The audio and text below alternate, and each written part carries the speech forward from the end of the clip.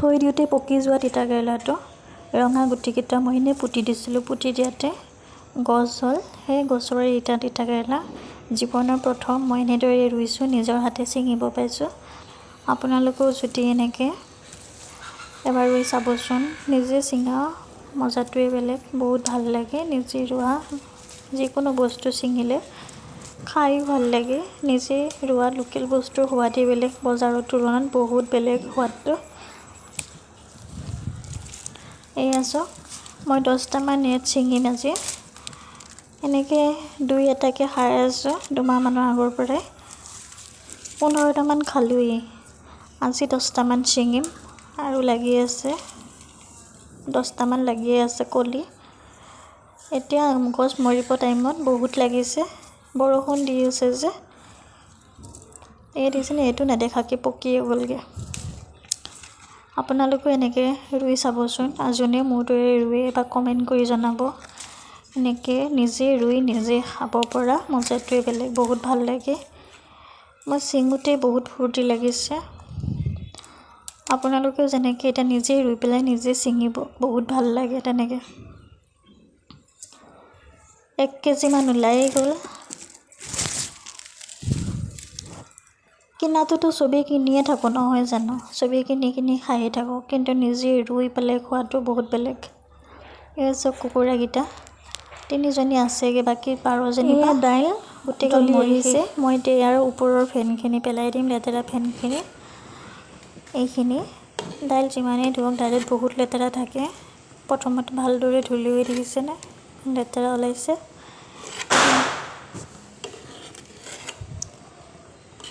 দাইল আপুনি যিমান সিজাই, যিমান উতলাই, সিমান খাবলৈ সোৱাদ হয়।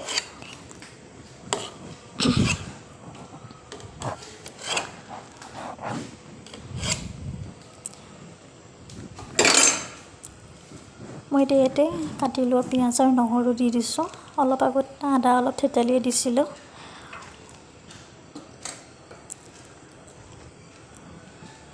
আৰু ইয়াতে মই জিৰা অলপ দি দিম।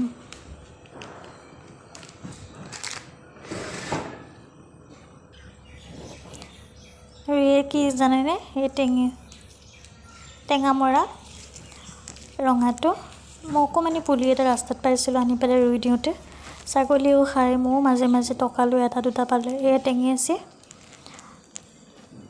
টেঙেচি কি বুলি কয় আপোনালোকে জনাবচোন। আমি টেঙেচি বুলি কওঁ। এইটো দাইলত দি নহৰুত তেল মাৰোঁতে দাইলত দিলে খাই বহুত ভাল লাগে। দাইলৰ গোন্ধটোতে ভাল লাগে। মই নহৰু টেঙেচি নহৰুত তেল মাৰোঁতে দিম।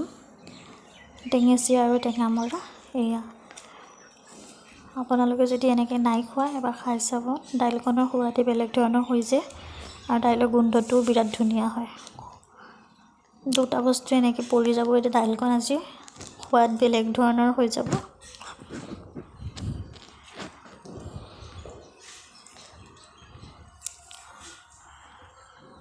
চবেই বেলেগ বেলেগ ৰকমৰে দাইল বনায়, ময়ো আৰু বেলেগ ধৰণেৰে বনাওঁ।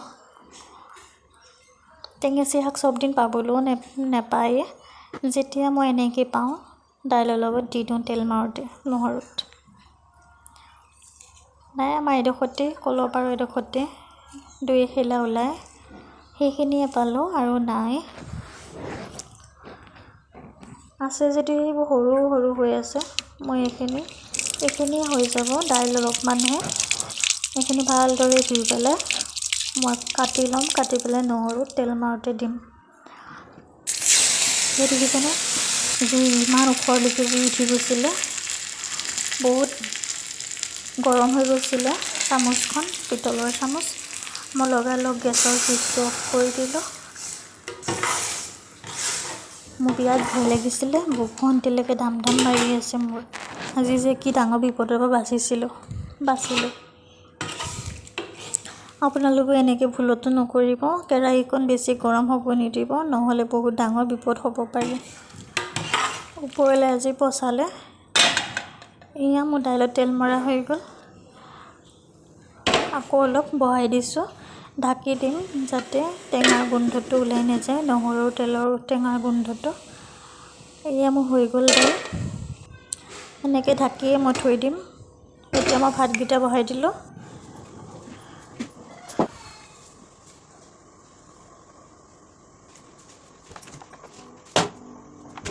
এয়া বৰালি মাছ কালি ৰাতি আধা আনিছিলে।